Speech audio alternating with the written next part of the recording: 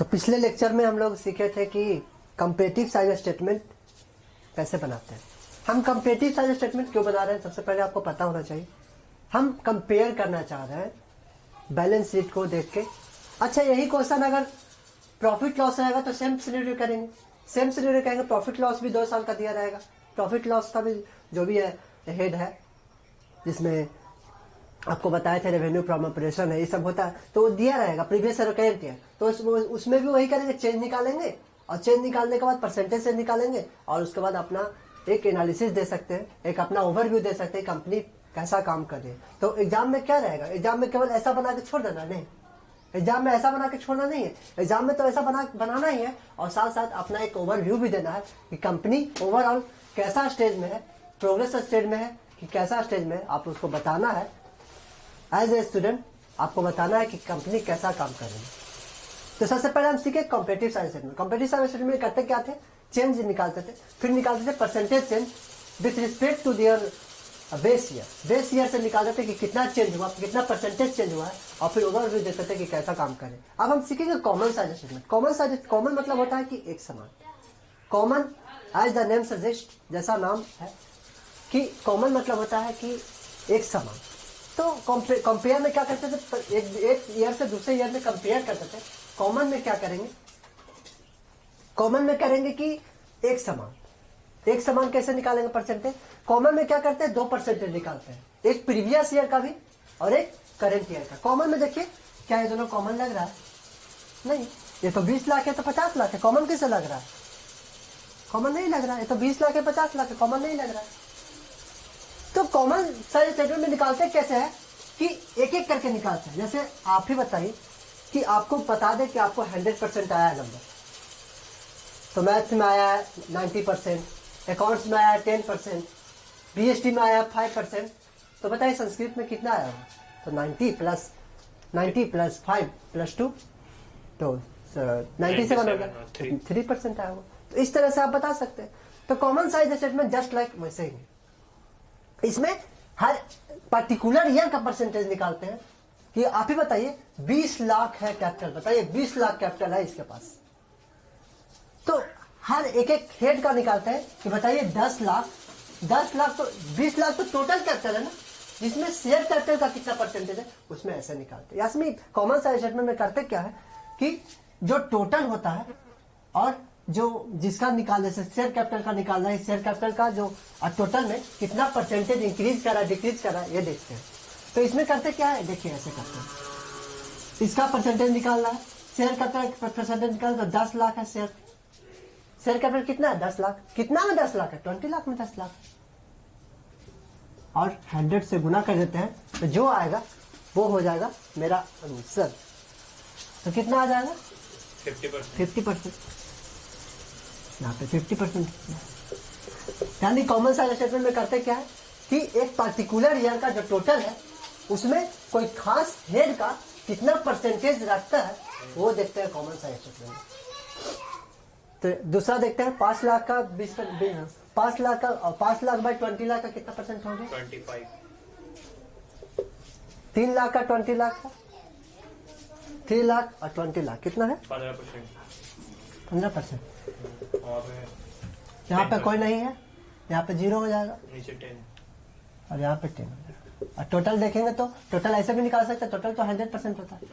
Total का total कितना होगा, 100% होगा। आपको कहेंगे कि आप मैथ में 100 नंबर आए तो कितना परसेंट आया, तो मैथ खाली मैथ ही का एग्जाम दिया, मैथ में 100 में 100 आ गया तो 100% ही ना आया आपको, तो वही बात है। फिर इसमें कैसे निकालते हैं, तो इसमें भी वही करेंगे। इसमें टोटल क्या है, 20 लाख है, तो 20 लाख फिर से 10 लाख है, तो बताइए कितना परसेंटेज रखता है। मेरे पास कैपिटल 20 लाख है जिसमें मेरा फिक्स खाली 10 लाख है, बताइए कितना परसेंट है मेरा, वही बात, कितना 50। फिर यही हो गया 10%, करंट इन्वेस्टमेंट 10, फिर 10, 2 लाख का 10%, 5, फिर 10 रिसीवेबल 1 लाख है, तो 1 लाख का 20% निकालेंगे, 5% होगा, ठीक है। 5 लाख का फिक्स कैसे 5 लाख है, 25। सिमिलरली इसमें भी वही करेंगे करंट ईयर। इसमें हर एक पार्टिकुलर ईयर का परसेंटेज भी निकालते हैं, जैसे प्रीवियस ईयर का परसेंटेज निकाले उसी तरह करंट ईयर का भी परसेंटेज निकालेंगे कि शेयर कैपिटल 30 लाख है तो 30 लाख में 50 लाख में 30 लाख है, तो बताइए कितना परसेंट है? 60। इसमें इससे निकालेंगे कॉमन में। फिर 10 लाख बाई 50 लाख इंटू 100, 20।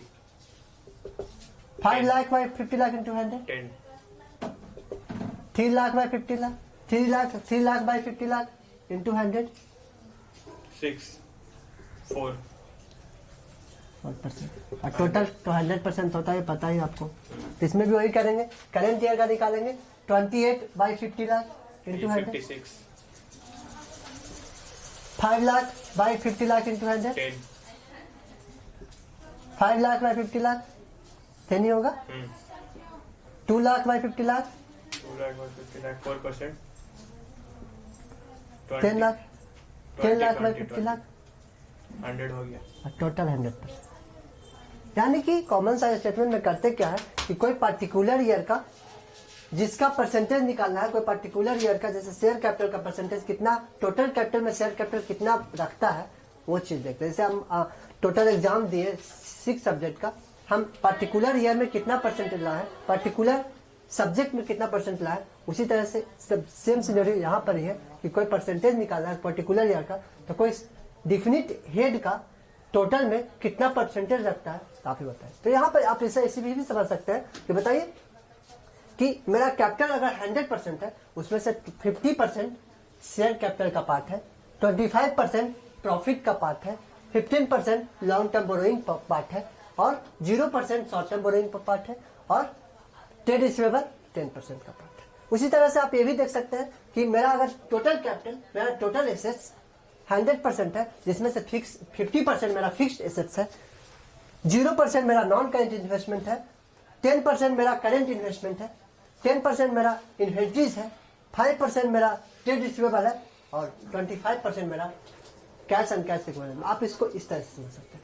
अब इसको एनालिसिस करना सीखेंगे। ये तो हो गया कि बना दिए क्वेश्चन, आप इससे एनालिसिस करना सीखे। मेन बात इसमें ही है कि आप इसमें एनालिसिस करना सीखे कि कंपनी का प्रोग्रेस कर रही है कि नहीं कर रही है। तो सबसे पहला है कि पहला स्टेज था कि आप कंपेरेटिव साइज स्टेटमेंट से भी उसको बता सकते हैं कि कंपनी प्रोग्रेस कर रही है कि नहीं कर रही है, वो पिछले लेक्चर में बताया। एक और टूल है, दूसरा टूल का नाम है कॉमन साइज स्टेटमेंट। इसमें करते क्या है कि प्रीवियस ईयर, करंट ईयर बाद में लिखते हैं, प्रीवियस ईयर पहले लिखते हैं और हर का परसेंटेज निकालते हैं और फिर देखते हैं कि कंपनी प्रोग्रेस करे कि नहीं। तो देखते हैं। तो आप ही बताइए, पिछले साल 50% था, इस साल 60% हो गया शेयर कैपिटल। शेयर कैपिटल तो इंक्रीज किया, बहुत अच्छी बात। दूसरा देखते हैं रिजर्व एंड सरप्लस। पिछले साल हमने 25% कमाया था, इस साल हमने 20% कमाया। क्या अच्छा काम किया हम लोग। वही सेम क्वेश्चन है, क्वेश्चन सेम था, क्वेश्चन सेम है। पिछले में क्या आया था कि हम बहुत अच्छा काम कर रहे हैं, इतना परसेंटेज इंक्रीज किया है, इतना परसेंटेज तो इंक्रीज किया, लेकिन क्या बताइए आप कि 20 लाख में 5 लाख कमा रही है और 50 लाख लगा के 10 लाख कमा रही है। अच्छा काम कर रही है, बताइए। 25% कमा रहे, 20%। बताइए प्रॉफिट लॉस कम गया, बहुत नाइंसाफ है। प्रॉफिट लॉस तो कम गया। फिर देखिए यहाँ पे लॉन्ग टर्म बोरोइंग 50% और 10%, बहुत अच्छी काम कर रही है कि अपना बोरोइंग कम करके शेयर कैपिटल इंक्रीज करे। इशू शेयर ज्यादा इशू कर रही है, शेयर कैपिटल में इंक्रीज किया है और डिवेंचर में थोड़ा कम किया, बहुत अच्छा काम कर रही है। चलिए ये भी मान सकते हैं। शॉर्ट टर्म बोरोइंग 0% था, अब 6% हो गया। ये भी अच्छा है कि शॉर्ट टर्म बोरोइंग इंक्रीज किया। जो कम ईयर में विदिन 1 ईयर आप उसको पेड कर देते हैं, विदिन 1 ईयर में जो आपका लायबिलिटी है वो है शॉर्ट टर्म बोरोइंग, वो 6% इंक्रीज हुआ है। ठीक है, वो भी सही है। ट्रेड पेबल 4%, ये भी अच्छा है। पिछले साल क्रेडिटर आपके पास 10% था टोटल कैपिटल का, इस साल आपका क्रेडिटर है 4%। हाँ, क्रेडिटर कमा है, बहुत अच्छी बात है। आप उसको लोन पेड किए होंगे, बहुत अच्छी है। बैंक का लोन पेड किए, अच्छा है। फिर इसमें देखिए फिक्स एसेट में भी देखते हैं। पिछले साल आपके पास 50% था, टोटल जितना एसेट है उसका 50% आपका फिक्स एसेट था। अब इस साल क्या 56% इंक्रीज किया, बहुत अच्छी है। नॉन करेंट इन्वेस्टमेंट, पिछले साल आप इन्वेस्टमेंट नहीं करते थे, इन्वेस्टमेंट के बारे में नहीं जानते थे कि इन्वेस्टमेंट क्या होता है। उससे केवल आपको कोर इनकम पे ज्यादा ध्यान देते, कोर एक्टिविटी पे ज्यादा ध्यान देते। इस साल आपको थोड़ा दिमाग खुला है, इन्वेस्टमेंट भी किए रहे हैं, शेयर में पैसा लगा रहे हैं और अलग जगह पैसा लगा रहे हैं, तो 10% डिक्रीज हुआ है। फिर इसके बाद करेंट इन्वेस्टमेंट। करेंट इन्वेस्टमेंट जो होता है वो ऐसा इन्वेस्टमेंट होता है जो एक साल के अंदर आप उसको इन्वेस्टमेंट को निकाल देते हैं, उस तरह के इन्वेस्टमेंट को करेंट इन्वेस्टमेंट कहते हैं। तो करेंट इन्वेस्टमेंट कहने का मतलब कि पिछले साल 10% था, इस साल भी 10%। अच्छा है, करेंट इन्वेस्टमेंट ज्यादा इंक्रीज नहीं हुआ, पिछले साल के जैसा ही है। इन्वेंट्रीज, आप बताइए, इन्वेंट्रीज बताइए, अच्छा है। पिछले साल इन्वेंट्रीज था 10%, इस साल इन्वेंट्रीज है 4%। आप बताइए, कैपिटल इंक्रीज कर रहे हैं, शेयर मार्केट में पैसा लगा रहे हैं, शेयर कैपिटल इंक्रीज कर रहे हैं, आपके पास कैपिटल इंक्रीज हो रहा है और आप इन्वेंट्रीज डिक्रीज कर दें। आपके पास स्टॉक तो बढ़ाना चाहिए था, क्योंकि डिमांड आपके पास बढ़ा है तब ना कैपिटल ज्यादा इन्वेस्ट कर रहे हैं। तो कैपिटल इन्वेस्ट कर रहे हैं तो आपके पास इन्वेंट्री भी इंक्रीज होना चाहिए था, क्योंकि डिमांड बढ़ा है।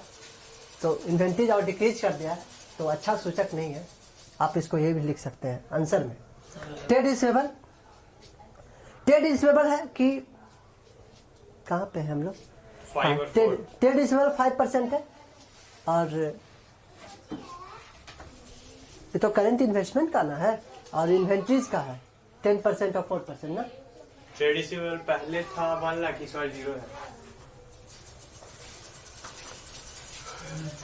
हाँ, ट्रेड रिसीवेबल तो कुछ है ही नहीं। ट्रेड रिसीवेबल अगर देखा जाए पिछले साल था 5%, पिछले साल था 5% और इस साल 0 है, यानी कि बहुत अच्छा। डेप्टर कम गया, बहुत अच्छी बात है। ज्यादा जो कंपनी है वो ज्यादा कैश से ज्यादा ट्रांजेक्शन कर रही है, मतलब लोन या क्रेडिट पे कम पैसा, क्रेडिट पे कम सामान बेचती है, कैश पे ज्यादा काम करती है, बहुत अच्छा है। आगे है cash and cash equivalent. Cash and cash equivalent और कम गया। देखिए पिछले साल था 25%, इस साल 20% है। कैश और बढ़ाना चाहिए, क्योंकि आपके पास कैपिटल इंक्रीज हुआ है तो कैश का ज्यादा आप काम होगा, कैश का ज्यादा काम होगा तो कैश एंड कैश इक्विवेलेंट आपको इंक्रीज करना चाहिए था, तो और डिक्रीज कर दिया है। तो ओवरऑल देखें तो कंपनी तो प्रोग्रेस स्टेज पे जा रही है, लेकिन कुछ स्टेज में थोड़ा सा कम कर रही है, जैसे इन्वेंट्रीज कम कर रही है, कैश एंड कैश इक्विवेलेंट कम कर रही है। तो ऐसा नहीं करना चाहिए, कैश और बढ़ाना चाहिए था, इन्वेंट्रीज और बढ़ाना चाहिए था। तो as a chartered accountant, as a business adviser आप उसको ये कह सकते हैं कि इन्वेंट्रीज आपको इंक्रीज करना चाहिए और आपको कैश इंक्रीज करना चाहिए, ताकि कंपनी का बेटर प्रोग्रेस हो, कंपनी इफिशिएंसी लेवल पे पहुंच पाए। तो आप इसको आंसर में यही बात को लिख पाइएगा। तो आंसर में ये तो लिखना ही है और साथ साथ अपना कमेंट भी देना है, अपना ओवरव्यू भी देना है कि आप इस फाइनेंशियल स्टेटमेंट को देख के क्या समझे। तो यही क्वेश्चन बैलेंस शीट से रहेगा, यही क्वेश्चन प्रॉफिट लॉस का ही रहेगा। तो प्रॉफिट लॉस का ही रहेगा तो ऐसे ही कीजिएगा। ऐसा क्वेश्चन प्रॉफिट लॉस रहेगा तो ऐसे ही कीजिए, परसेंटेज से निकालेगा दोनों का कॉमन साइज में ही। तो क्वेश्चन रहेगा आपके पास तो प्रॉफिट लॉस रहेगा और बैलेंस शीट रहेगा। प्रॉफिट लॉस बैलेंस शीट रहेगा तो बता दिए दोनों तरह का, कंपेरेटिव और कॉमन। प्रॉफिट लॉस में भी रहेगा तो ऐसे ही करना है, सेम सिनेरियो। प्रॉफिट लॉस में भी यही करना है, कंपेरेटिव में चेंज निकालना है, फिर परसेंटेज चेंज, और कॉमन में हर एक पार्टिकुलर का परसेंटेज निकालना है। और आगे जो डॉट है आपके पास और क्वेश्चन बनाइएगा इस पे। अगर आपके पास जो भी डॉट आते हैं तो हर संडे हम एक लाइव क्लास लेंगे आपके सामने, जो लाइव बिल्कुल यूट्यूब चैनल पे रहेगा और आपको बता दिया जाएगा पेज पे, यूट्यूब पेज पे, और टाइमलेस बॉन्ड इफेक्ट पे जो भी फेसबुक पेज है, इंस्टाग्राम पेज है, उस पर बता दिया जाएगा कि कब लाइव आना है, कितना बजे आना है। लेकिन इतना जान जाइए कि हर संडे को लाइव आना है और जो भी आपके पास जो डाउट आते हैं वो रखिएगा मेरे सामने, हम उसको कोशिश करें कि हर डाउट को क्लियर कर रहे हैं। तो धन्यवाद।